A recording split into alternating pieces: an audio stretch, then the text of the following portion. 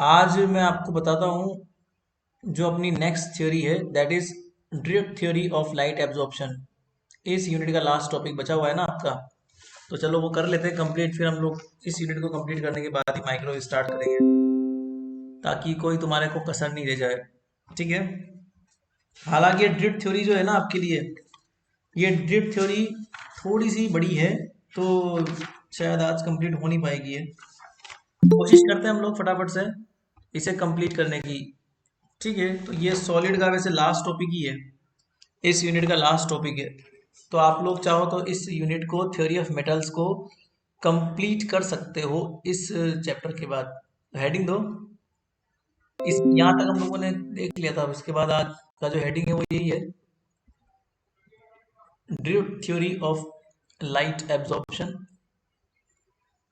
ये भी कर ही लो हाथों हाथ, फिर तुम लोग का कोई छूट नहीं जाए वरना। ड्रिफ्ट एक साइंटिस्ट है, उसने एक थ्योरी दी थी, और वो थ्योरी के अंदर ये बताया था कि अगर किसी मेटल को अपन लाइट प्रोवाइड करवाते हैं तो उसका जो एब्जॉर्प्शन है वो किस प्रकार से होता है। तो drift theory of light absorption in metals, दे लो ये भी हेडिंग। फिर इसके बाद यूनिट आपकी हो जाएगी वो, फिर हम लोग माइक्रो स्टार्ट कर सकते हैं। ठीक है।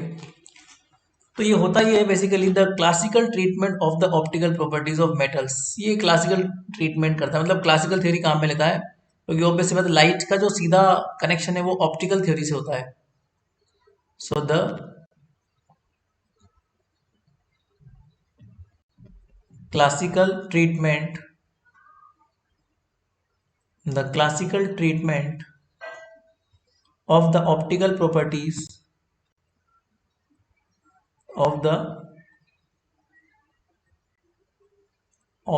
properties, ऑप्टिकल का मतलब भी लाइट होता है, ठीक है, of metals that is based on that is based on assumption of perfectly free electron, assumption of perfectly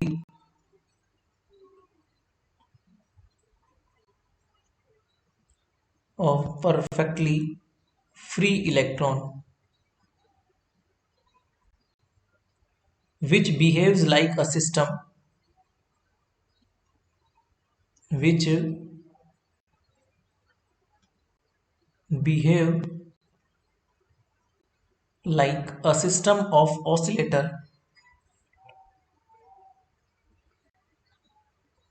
like a system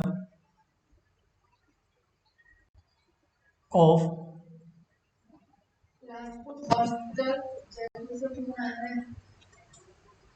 oscillator of frequency zero.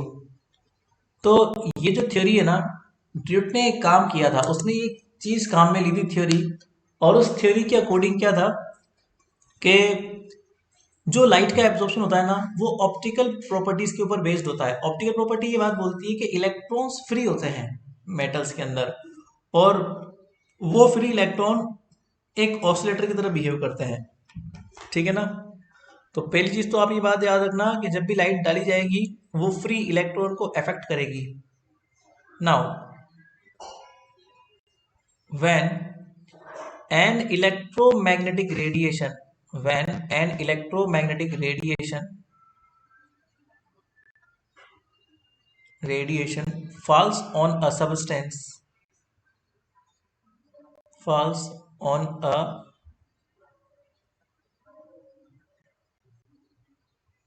substance, the electric field and magnetic field, the electric field and magnetic field act on the electron, act on the electron which attached to atom, वो electron जो atom से attached है, attached to the atoms. तो जब भी आप light डालोगे ना, तो वो जो है इफेक्ट करेगा उस इलेक्ट्रॉन के इलेक्ट्रिक मैग्नेटिक फील्ड को, वो लाइट जो है इफेक्ट करेगी। The force due to the magnetic field, the force due to the magnetic field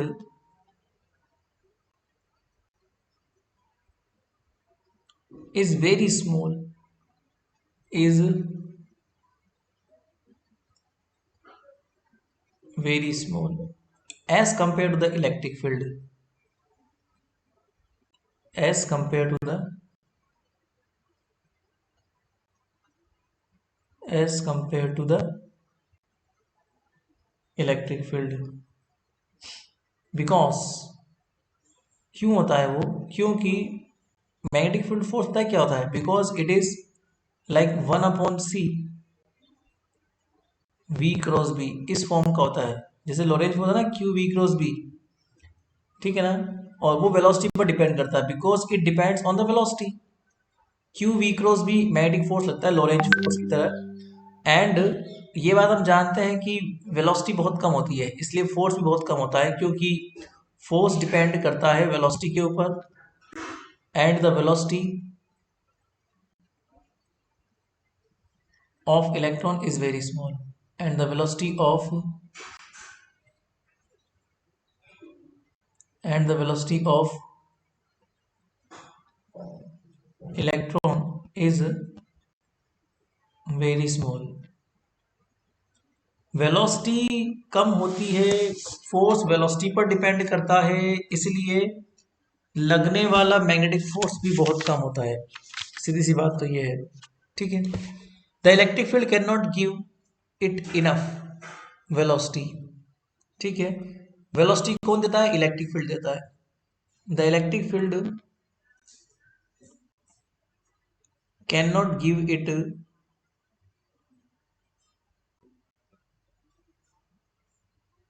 can not give it enough velocity, तो दे नहीं पाता वो इलेक्ट्रिक फील्ड इतनी ज्यादा वेलोसिटी उसको, for the magnetic field force, for for appreciable magnetic field force,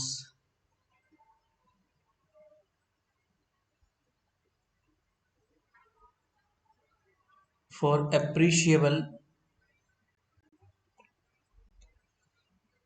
magnetic field force. Velocity कौन देगा, electric field देगा, बट वो दे नहीं पाता इतनी वेलोसिटी जो एक minimum magnetic field force apply कर पाए, मतलब मैग्नेटिक फील्ड फोर्स जो होता है वो बहुत कम होता है उस वेलोसिटी की वजह से। दस the equation of motion, thus the equation of motion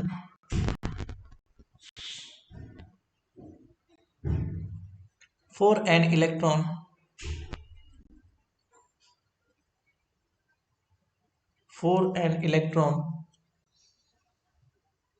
bound to an atom, bound to an atom when irradiated by plane wave, या फिर इस तरह बोल दो when affected by plane electromagnetic radiation, when affected by plane electromagnetic radiation। तो जब आप उस इलेक्ट्रॉन के ऊपर इलेक्ट्रोमैग्नेटिक रेडिएशन डालते हो ना, तो जो इक्वेशन ऑफ मोशन काम करती है, वो इक्वेशन ऑफ मोशन ये होती है, that is force mass into acceleration plus m upon ये होता है यहाँ पर टाउ टाइम पीरियड, और ये होता है वेलोसिटी, ये भी एक फोर्स है, रिस्टोरिंग फोर्स, सॉरी वो क्या बोलते हैं, डैम्पिंग फोर्स। और ये होता है हमारे पास fundamental frequency M omega square X, इसको के बोलते हैं, तो के एक्स हो गया है restoring force.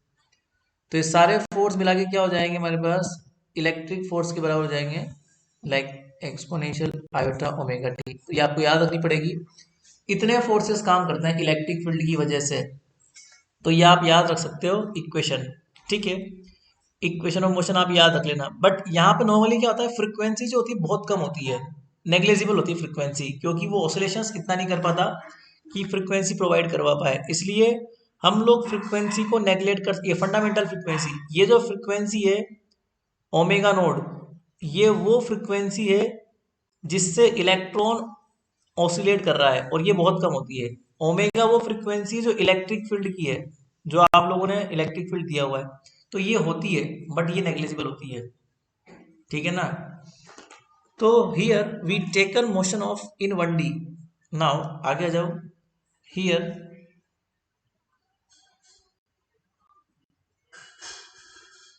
We taken motion 1 dimensional only, only 1D motion ले लो आप लोग। The field linearly polarized along the field linearly polarized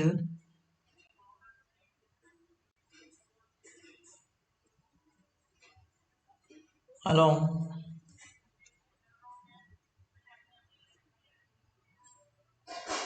x direction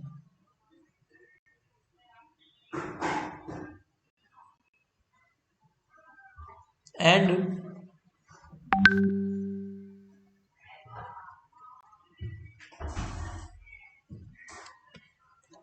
ठीक है ना, मान लो उसकी पोर्शन को हम लोग x में ले लेते हैं, and you can say that like इस स्थिति में क्या हो जाएगा, डैम्पिंग फोर्स बहुत ज़्यादा लगेगा और रिस्टोरिंग फोर्स टर्म नेग्लिजिबल हो जाएगी। So if we assume suppose natural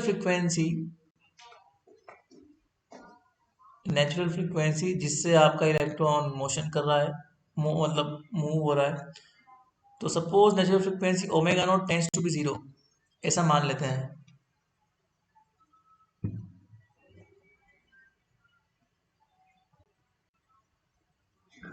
then equation of motion becomes,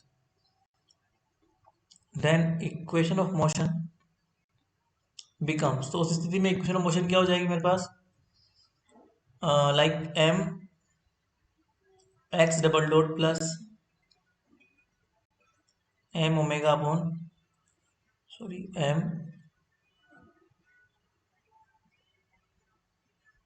M X dot upon tau just equal to E Nord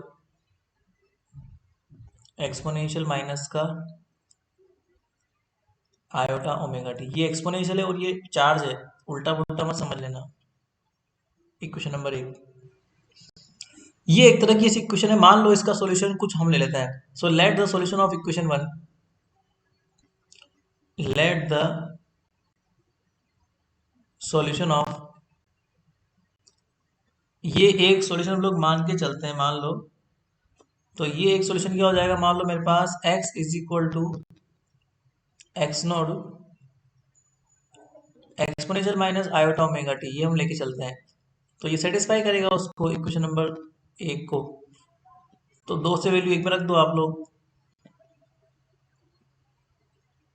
तो पहले t के रेस्पेक्ट में डबल डिफरेंशिएट करना पड़ेगा, तो m D upon D T square, x double dot का मतलब यही तो होता है x dot exponential iota omega T plus m upon tau, x dot का मतलब क्या होता है, एक्स के टी के रेस्पेक्ट में एक बार डिफरेंशिएशन,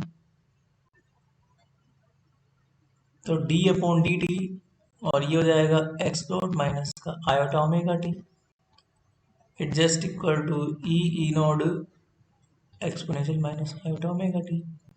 अब एक बार इसको सोल्व कर लो फटाफट से, तो आयोटा ओमेगा बाहर आ जाएगा, तो माइनस का M omega square X node exponential से कट जाएगा, आ जाएगा एक्सपोनेंशियल माइनस का iota M upon tau is equal to exponential cut जाएगा हर जगह से, ठीक है ना। एक बार डिफरेंशिएट, डबल बार डिफरेंशिएट, माइनस कॉमन ले लो, एक्स नोट की वैल्यू निकालो, तो एक्स नोट हो जाएगा माइनस का E nought upon M omega square minus iota, ये डिस्प्लेसमेंट आ गया पार्टिकल का, दिस इज द डिस्प्लेसमेंट।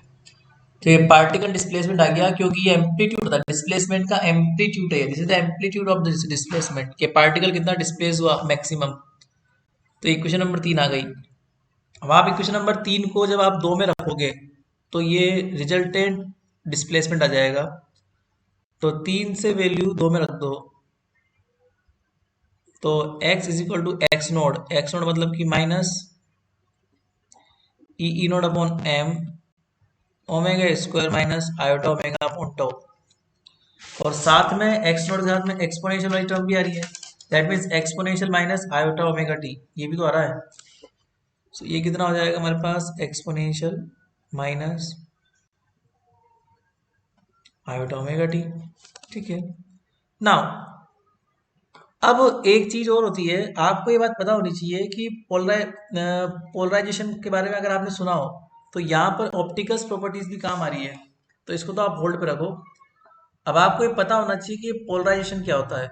अब मैं आपको दिखा दूं कि पोलराइजेशन क्या होता है, पहले वो समझ लो, उसके बाद फिर आपको आना चाहिए।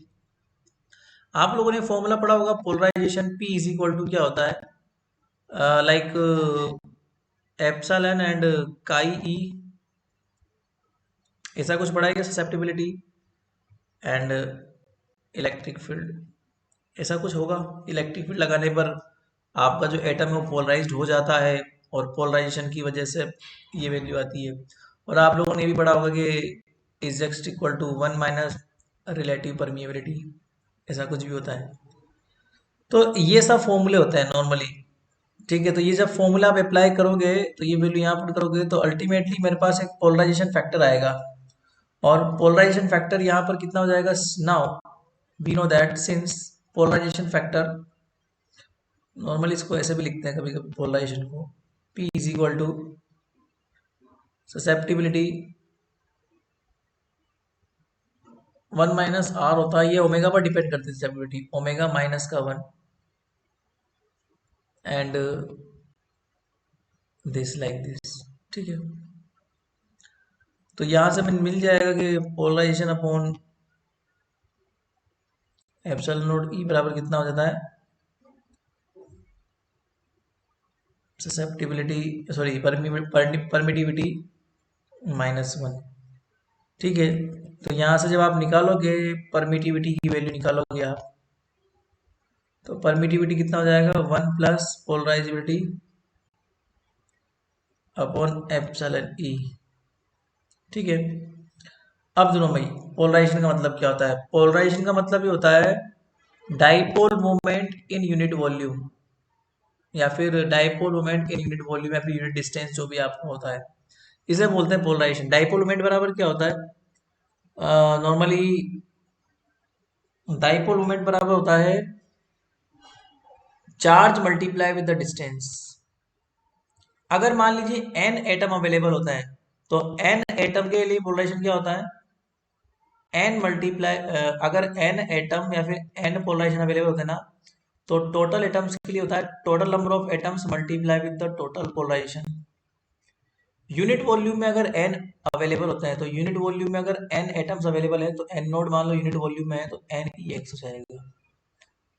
तो यहां से आप क्या निकाल सकते हो, पोलराइजेशन की वैल्यू निकाल सकते हो, n नॉट ई एक्स, ठीक है। तो ये निकाल के यहाँ रख दो आप लोग।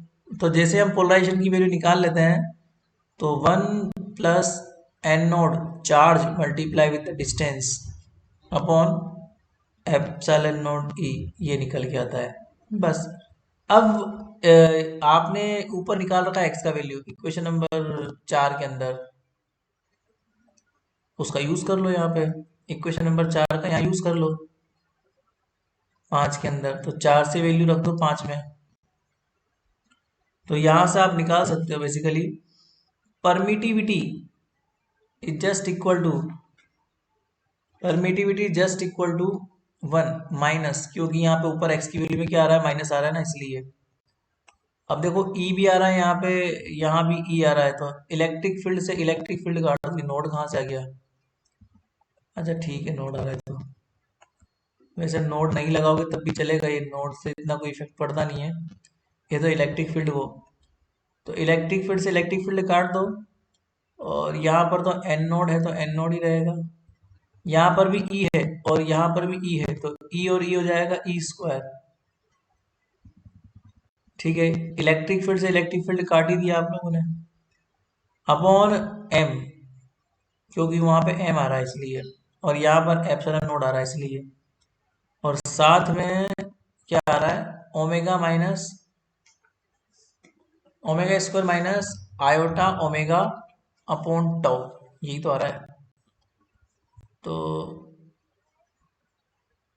ओमेगा स्क्वायर माइनस, माइनस है कि प्लस है, वापस चेक करना पड़ेगा ऊपर जाके, माइनस, अरे यार यहाँ प्लस आएगा ना, क्योंकि माइनस कॉमन लिया ना आप लोगों ने, तो यहाँ भी प्लस आएगा, फिर यहाँ भी प्लस आएगा, so omega square mine plus iota omega upon tau, ये हमारे पास परमिटिविटी आ चुकी है, this is the permittivity, equation number 6। अभी तो ये हमारा हुआ है थोड़ा सा कम, अभी तो और बहुत सारा बड़ा बाकी है। So this is the some time referred as a dielectric constant, इसे परमिटिविटी बोलते हैं, डाइलेक्ट्रिक कांस्टेंट भी बोलते हैं। दिस इज समटाइम्स, इसे हम क्या बोलते हैं, एप्सिलॉन को दिस समटाइम्स रेफर्ड एज, मतलब इसे क्या बोलते हैं, क्या डिनोट करते हैं, referred as the dielectric constant of free electron case, dielectric constant of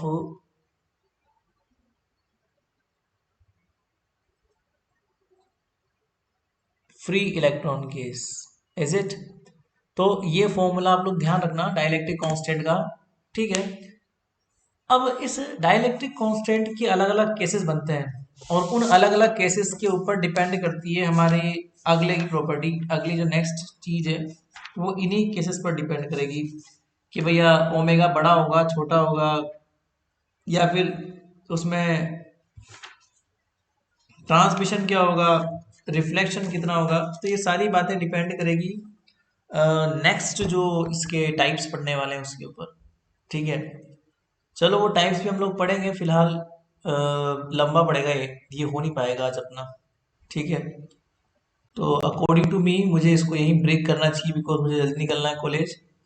आप लोग इसको इतना ही लिखो, कल इसका बचा हुआ पार्ट हम पढ़ेंगे, बिकॉज लंबा है ये, अभी होगा नहीं है तुमसे, ठीक है। और अभी भी इंटरनेट बंद है क्या, तुम लोग बहुत कम आ रहे हो, 17 बच्चे आए आज केवल, तो तुम लोग थोड़ा सा उनको इन्फॉर्म करो, क्योंकि हम लोग बस अब लास्ट है, कल कल के बाद मेरे को माइक्रो स्टार्ट करनी ही पड़ेगी, कल आपका लास्ट डे रहेगा इसका, इस यूनिट का, ये यूनिट आपकी कंप्लीट हो जाएगी कल के बाद, फिर बिकॉज फिर कल के बाद मुझे एनी हाउ माइक्रो स्टार्ट करनी है, बिकॉज यूनिट कंप्लीट है और मैं नई यूनिट स्टार्ट नहीं करना चाहता, ठीक है ना। और मैं चाहता हूँ कि आपको माइक्रो स्टार्ट कल से करवाई दूँ, तो कल कल का और अंतिम मौका है, जिसमें आप लोग उनको इन्फॉर्म करके और बता सकते हो कि हाँ आप माइक्रोवेव पढ़ सकते हो।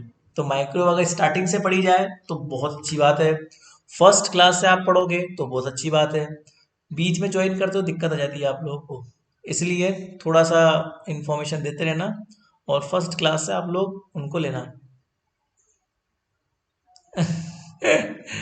वोडा की सिम चल रही है तो क्या करें बताओ।